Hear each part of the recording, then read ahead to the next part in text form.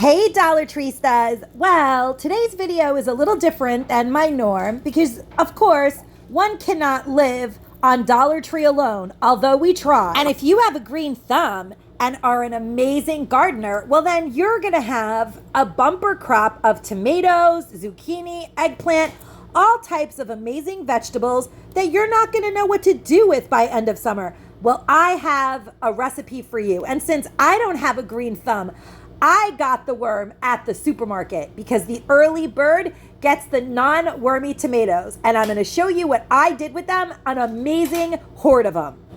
The absolute best thing about this Yemista or stuffed vegetable recipe is that it's freezable and you can meal prep with it. So I love going early in the morning to the supermarket where they're getting rid of the tomatoes that are just a little bit, just super ripe. I got tons of tomatoes, you guys. 2 bags full of tomatoes for $3.05 and $3.12. So for $6.17, we are going to make a whole huge tray of stuffed veggie. So as you guys can see, I have a ton of tomatoes. I thought I had zucchini, but I must have cooked it. I'm going to open all of these tomatoes up and take their insides out. Let me show you. You need a spoon and a knife. So I slice the top. You can cut it all the way off, or if you can find a way to not cut it all the way off, that's fine too. And then usually using 2 hands, you just scoop the inside of the tomato out, hollowing it out. And then I always have my other bowl waiting because you take the insides and then you're gonna need them. So let me show you what that looks like. See that? We're just hollowing the tomato out so we can fill it, just like that. And then we repeat over and over again until we have all of the tomatoes empty. So here is a tomato. I slice the top of it, just like that. Slice the top. I don't cut it all the way off, but sometimes I have to, depending on the tomato. You just never know. And then you just take your spoon and you just scoop right into the bowl. All the goodness and juice goes in there. That's all gonna cook your rice and your meat, and it's gonna be so flavorful and yummy. Easy peasy. Now it is harder to empty out eggplant, zucchini, potatoes. You can stuff grape leaves, all kinds of stuff.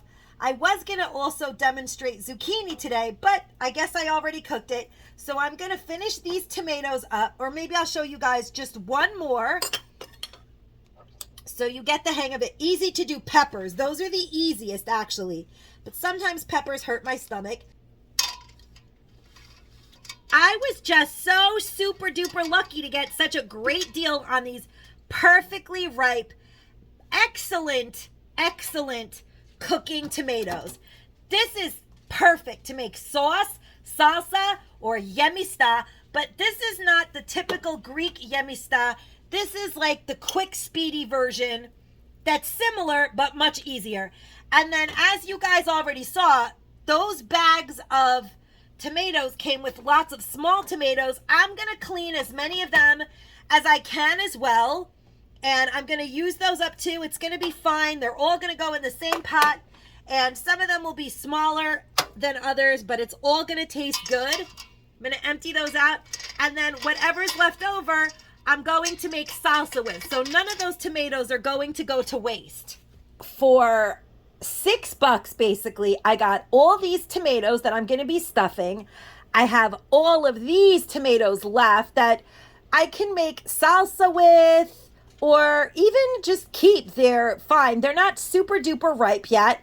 And if I had gone to the supermarket and bought these individually, they would have been around 80 cents a tomato. So you guys do the math. I have more than enough sandwich slicing tomatoes to cover my cost.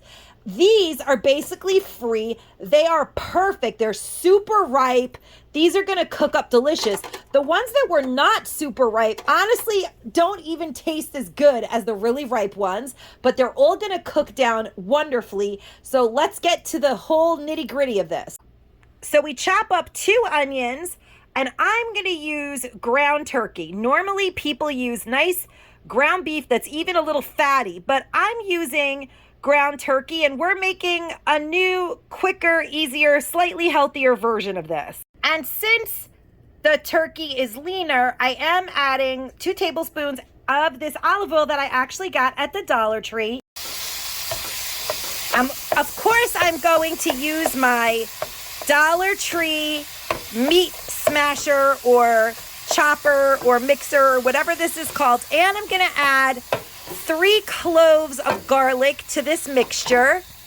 Then I'm going to chop up all of the tomato yumminess into cubes and add it to the mixture as well. Now the turkey and the onion have sauteed, and I'm going to put 2 heaping teaspoons of mint leaves. And that is what makes this super delicious. Mint and dill I put in my Yemista with the garlic, and we're going to chop up the tomatoes and put them in now. So there we have the 2 teaspoons of mint, 2 teaspoons of dill, the chopped up, I chopped the tomatoes up. You can crush them a little more, but they will cook down, and all those flavors are going to mix up really, really well. And the original recipe, of course, uses white rice. Now, you can use brown rice. If you want this to go faster, you can use minute rice. So the minute rice, you would need 2 cups worth of it, or 1 cup of uncooked rice. I'm actually going to do this the long, super delicious way because the flavors really meld better when you long cook the rice. So I'm going to put 1 cup of uncooked white rice in this mixture. So I did put the cup of uncooked white rice in with the chopped meat, and you could see all of the beautiful herbs and seasoning and the onion and the ground turkey, which usually is beef, but in this instance we used ground turkey. You can put turkey and sausage and make even more. I really like it when my Yemista, or my stuffed vegetables, are filled with herbs and rice more than even the meat, but I do like to put the meat in. That way everyone in my family will eat it. But you see how the tomato makes a lot of liquid. Now that liquid is what's going to cook your rice. If you add more rice, you can put some chicken broth. You see, I put a little chicken broth in the bottom of my pan that I'm cooking this in, and you do begin to cook this covered. And there's lots of negative space between the tomatoes because I didn't use all the tomatoes. I'm going to put some potatoes in here and a little bit of butter, and those are going to cook up really nicely with the tomatoes. And let's begin. I'll show you guys how to stuff the tomatoes.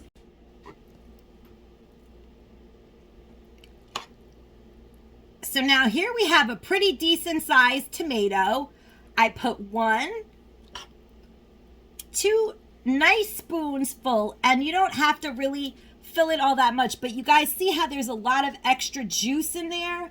That juice, plus as the tomato cooks, the fluid from in the tomato cooks the rice. But you want this to be a fairly wet mixture of stuffing, if you guys understand what I'm saying. If you're going to add cheese and stuff like that in here and your mixture is not as wet, you might want to go to cooked rice. Some people make stuffed vegetables with cooked rice.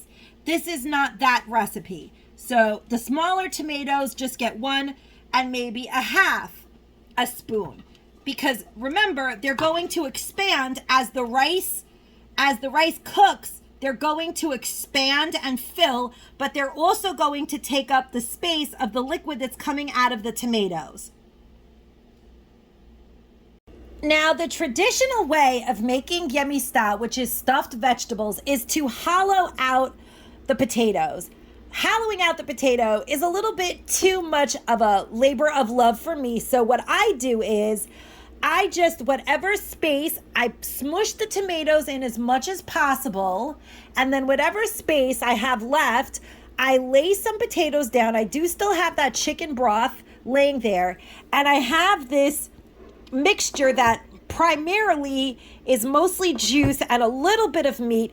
And I'm going to pour that on top of the potatoes. You guys see that? So they're almost going to be like stuffed potatoes, you guys will see I add some cheese towards the end.